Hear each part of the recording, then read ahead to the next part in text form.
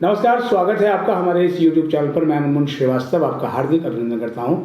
Due के NC web में दाखिले के लिए अब सेकंड मेरिट की सूची आ चुकी है। हमारे साथ एनसी वेब के deputy director doctor Surendra Kumar मौजूद हैं और ये आइए इनसे जानते हैं कि सेकंड लिस्ट के आधार पर कब तक एडमिशन लिए जा सकते हैं और क्या खास है इस बार सेकंड लिस्ट में। स्वागत है डॉक्टर कुमार हमारे चैनल पर। नमस्कार मनमोहन जी, धन्यवाद। जैसे कि फ़र्स्ट कट ऑफ हमारी निकल चुकी है। 16 तारीख को कट ऑफ निकली थी। 17, 18, 19 को बच्चे ने अप्लाई किया था और 20 को वेरिफिकेशन करके 21 तक बच्चे ने फ़ीस जमा कराने का ऑप्शन था। तो उसके हिसाब से जो डाटा है हमारे पास लगभग 4,500 एडमिशन हो चुके हैं, जो कि हमारे फर्स्ट कट ऑफ के हिसाब से बहुत अच्छा नंबर है।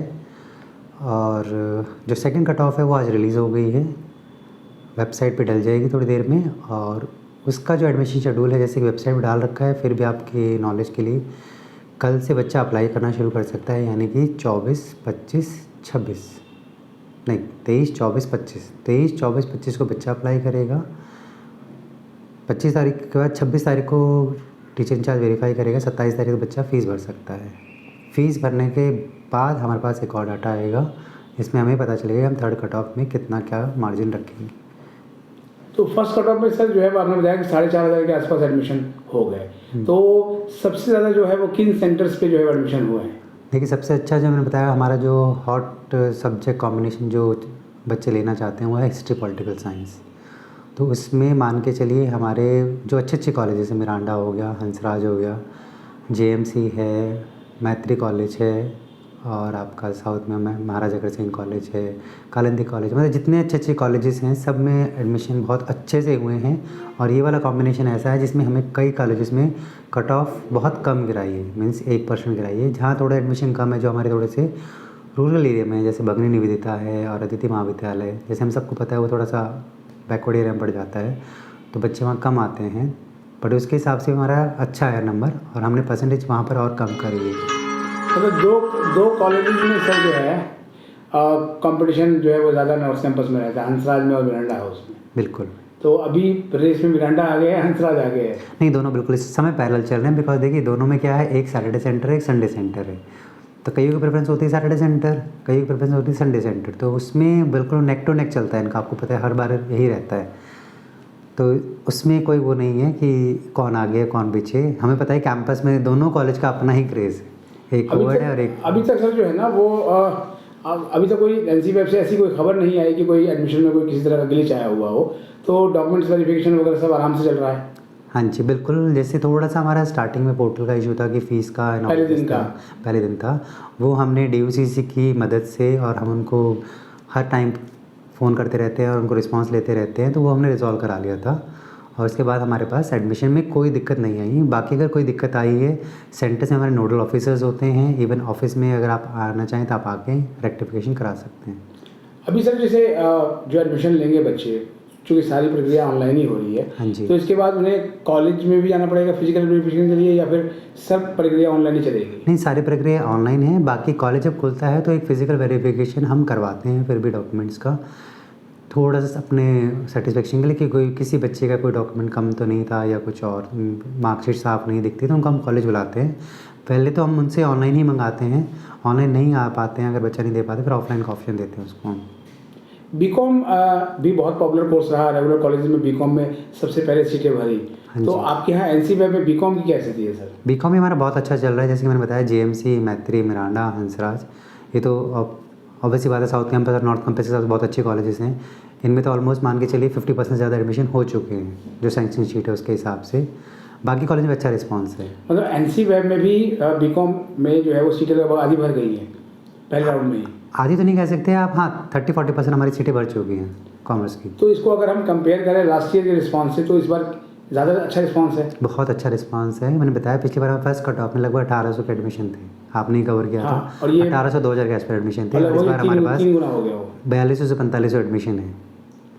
और सर ये जो एक और भी समस्या आ रही है बच्चों को, वो ये है कि जैसे दिल्ली एनसीटी की गर्ल्स को एडमिशन मिलता है। हाँ जी। तो मान लिया कि दिल्ली में उसने पढ़ाई की है बच्चे ने, लेकिन वो रहते नोएडा में है, तो उनका सर वो एड्रेस कैसे दिल्ली का बनेगा, यानी कैसे टैली करेगा वो? मान लिया रहते नोएडा में है, पढ़ाई दिल्ली के स्कूल में हुई, तो उसको क्या माना जाए? नहीं देखिए, ये तो प्रावधान दिल्ली विश्वविद्यालय ने शुरू से दिया हुआ है कि आपके पास एड्रेस दिल्ली एनसीटी का, ये सिर्फ जो संस्था है ये दिल्ली विश्वविद्यालय के अंदर उन बच्चों के लिए बनाई गई थी जो दिल्ली में रह के पढ़ाई करना चाहते हैं। तो कंडीशन तो यही है कि दिल्ली एनसीटी का एड्रेस होना चाहिए, दिल्ली नेशनल कैपिटल टेरिटरी। पढ़ाई आपने चाहे हरियाणा से करी हो चाहे उत्तर प्रदेश से, पर हमारे पास बच्चे के पास एड्रेस, जैसे एड्रेस प्रूफ के लिए हम क्या लेते हैं, आधार कार्ड हो गया, पैन कार्ड हो गया, वोटर आईडी हो गया, ड्राइविंग लाइसेंस हो गया, पासपोर्ट हो गया, ये लेते हैं। मतलब ये कि एड्रेस प्रूफ या में कोई भी गवर्नमेंट ऑफ इंडिया का कोई भी डॉक्यूमेंट जिसमें कि एड्रेस दिल्ली का हो। अब एक लड़की थी जैसे इंडियन आर्मी से हैं, उनके फादर पोस्टेड है सिलीगुड़ी, तो वो आर्मी क्वार्टर में रहते हैं, तो उनके लिए हमने यही कहा कि आप जब दिल्ली का एड्रेस आपके पास है तो आपका एडमिशन होगा।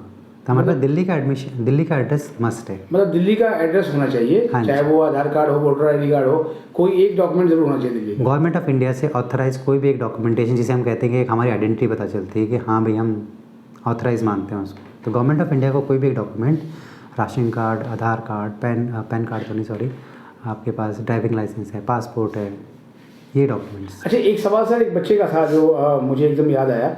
उसने भी फर्स्ट आपकी जो कट ऑफ थी उसमें एक कॉलेज उसको अलॉट हुआ, उसका एडमिशन रिजेक्ट हो गया किसी एक डॉक्यूमेंट की वजह से, तो वो एलिजिबल है सेकंड राउंड के लिए, मतलब ये सेकंड लिस्ट के लिए? देखिए, सेकंड कट ऑफ आपको पता है नीचे जाती है। सेकंड कट ऑफ नीचे इसलिए जाती है क्योंकि फर्स्ट कट ऑफ में एडमिशन नहीं हुए, यानी कि हायर कट ऑफ वाले को। अब आप बताइए, हम नीचे आए हैं क्योंकि हायर वाले ने एडमिशन नहीं लिया तो हमें लोअर आना पड़ा।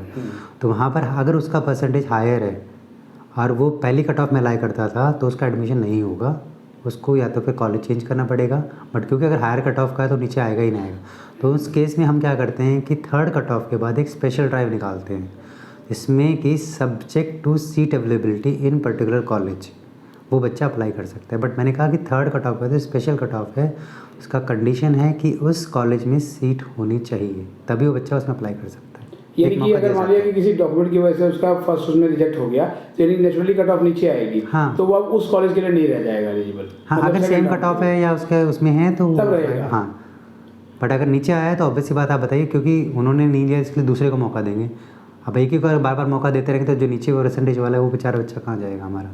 एक चीज़ और भी है सर कि एनसी वेब के बारे में कहा जाता है कि जो इसमें ज़्यादातर सेंटर्स पे पढ़ाई हिंदी मीडियम में होती है, तो क्या हिंदी मीडियम को लेकर ज़्यादा फोकस होता है सर?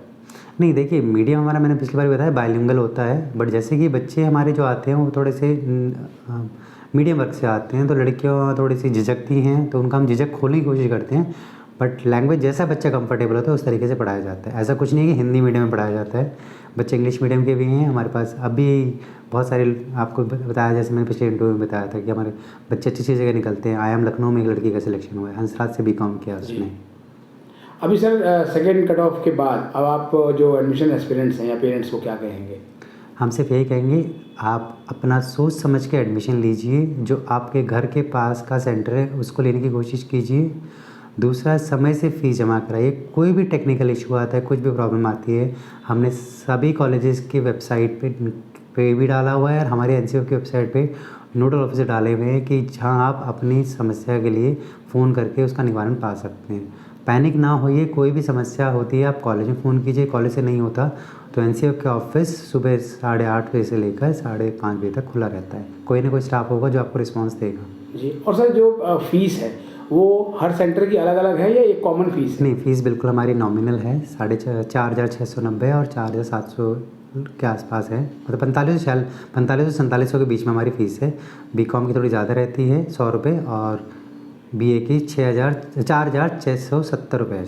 चाहे आप NC में भी किसी भी सेंटर में एडमिशन ले लीजिए। बस हमने ये कहा कि बच्चे को अपना सेंटर अपने घर के पास का देखना चाहिए, क्योंकि फिर ट्रैवल का होता है, टाइमिंग कंस्टेंट होते हैं, कोई जॉब कर रहा होता है, किसी को दूर पड़ता है, वो बड़ा ध्यान रखना पड़ता है बच्चे को। बहुत बहुत धन्यवाद डॉक्टर सुरेंद्र जी। कुछ और सवालों के साथ एक बार फिर हम हाजिर होंगे। आपको सेकंड जो कट ऑफ है उसमें भी और बम्पर एडमिशन हो, हमारी ओर से शुभकामनाएं। धन्यवाद मोहन जी।